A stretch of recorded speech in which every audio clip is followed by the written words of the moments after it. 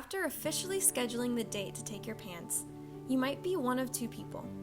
Either you get overwhelmed at such a high-stakes exam and put off studying, or you start studying everything right away without taking the time to create a plan.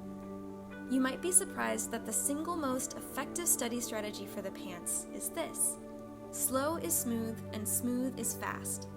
What this means is by taking the time to plan out your studying, create a schedule, and stick to it over a long period of time, you'll never have to cram everything at lightning speed, and you can take your time getting started. This method, created by Dr. Adam Rosh after 2 decades of test taking, will allow you to walk into your exam room with a foundation of knowledge guaranteed to give you a passing score on the first try. Check it out.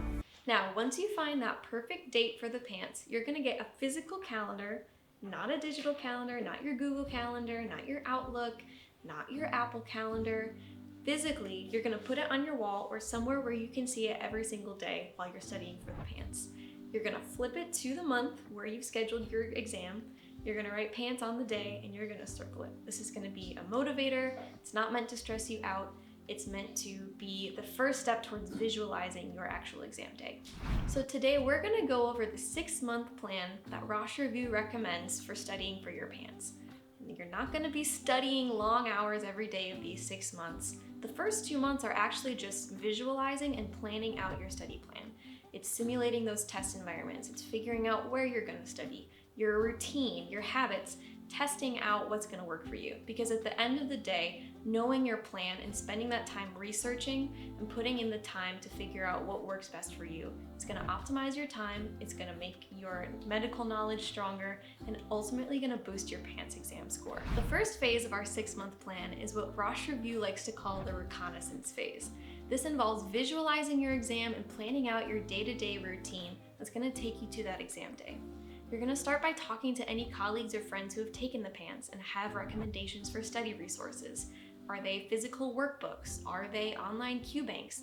Is it a mix of both? Do they use flashcards? Do they use practice questions? This is all going to be really good knowledge for you as you start creating your plan and figuring out which parts of others' plans are going to fit into your own.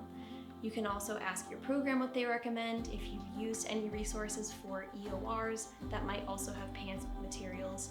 Another good option is checking on online forums, which might have a general consensus of using a certain resource for a certain way of studying at certain parts of your plan, and figuring out what works best for you, and also having time to try these out, figure out what works for you and maybe what doesn't. Part of the visualizing and planning phase is also figuring out what the actual PANCE looks like. Do you know how long it is? How many questions? Do you have a lunch break? Do you know what kind of content's on it? The good news is that NCCPA does have a content blueprint that shows you exactly what's going to be on the exam, and it also helps you craft your study resources around this blueprint. You're also going to want to pick a place to actually do your studying. This might be a place, despite it being difficult to find, away from your friends and away from your family. Especially when you get to those last few months of studying, you're really going to be grateful that you've set up shop in a place without distractions. This might mean going to a coffee shop that has a quiet area, or a library, or even finding a small corner of your house where when you have a sign on the door, people know not to disturb you. So after you've collected all of this information, you've figured out which study resources work best for you, you've found an environment where you like to study. This is going to take a lot of trial and error, but once you have all of this information, the last step is creating your study routine. This is an hour-by-hour schedule that you're going to use every single day that you use studying for this next phase, which is the study routine. So your routine should remain pretty consistent day over day to start creating muscle memory.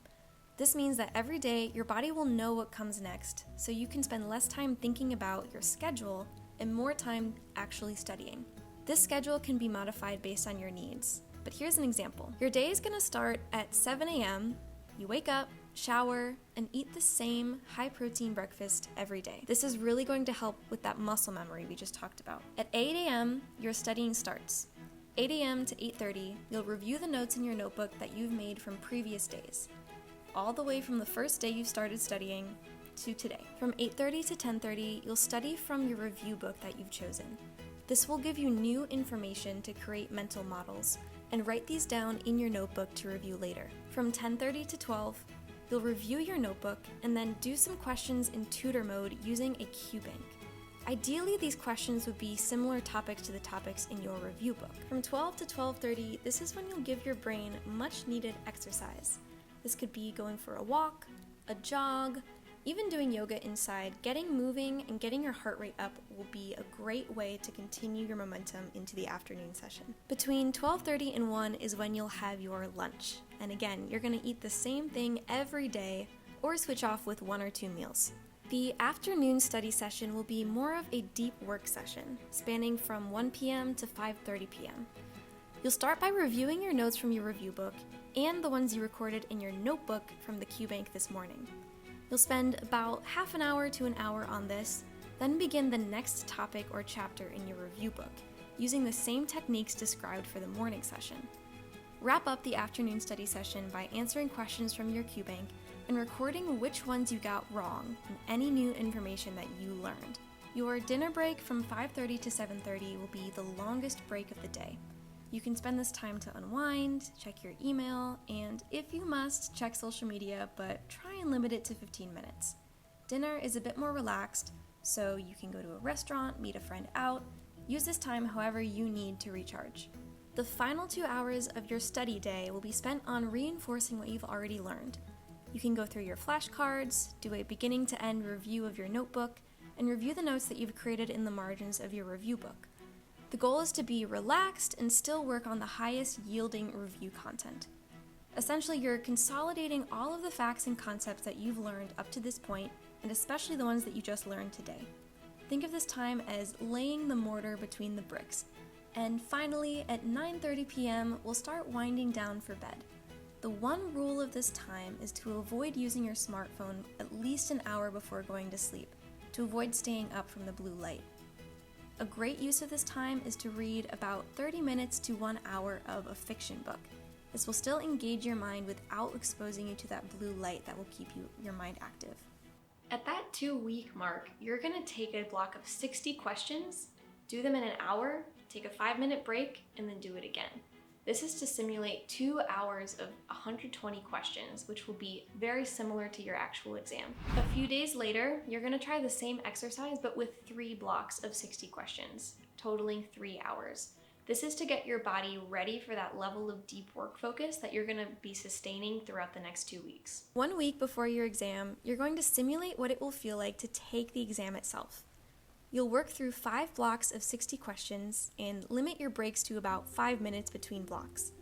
Take a 20 to 30 minute lunch after block 3 and eat exactly what you plan to eat on the day of your PANCE. During this time, you should also replicate the actual exam conditions, including wearing the same clothes, using earplugs, no food, no beverages, and turn off all the notifications on your phone and computer. You want your brain and your body to experience as close to the real thing as possible to prep for your real PANCE. 3 days before the exam day is all about maintenance. You're going to just do 3 blocks of 60 questions, keep your mind sharp without exhausting it. Remember that you can modify any of these variables to fit your own routine. The most important thing is making sure that you've found about 5 hours of continuous focus within this week to make sure that you're prepared for that level of focus that you'll find on the exam. The night before your exam should not be the time to cram in one last study session. Instead, give your brain a rest to make sure that it's ready to go for the PANCE the next day. Remember, your work isn't done tonight.